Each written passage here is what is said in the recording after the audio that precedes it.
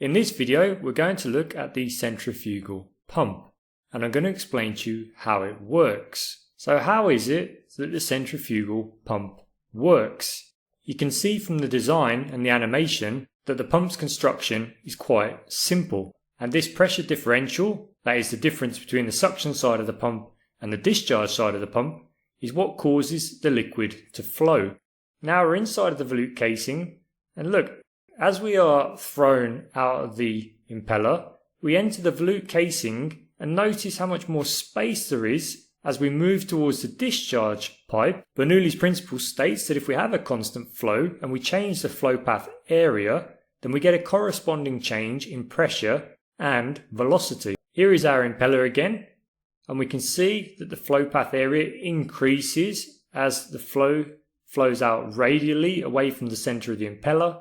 And we know now that this increase in flow path is going to cause a reduction in velocity and an increase in pressure. As the impeller moves, some of this movement is imparted onto the liquid. And because the impeller is rotating from a center axis, the liquid has a tendency to be thrown outwards away from the eye of the impeller.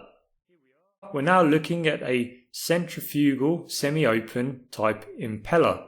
So the type we saw earlier was the enclosed type, and this one is a semi-open type or the semi-closed, depending on how you want to look at it.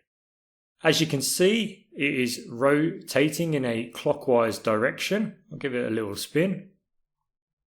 And we can see also that there's a shaft in the middle of the impeller and a shaft key which connects the shaft to the impeller itself.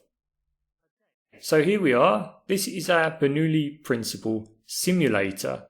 You can see we've got an underground pipe. We can assume this is going to be an underground water pipe.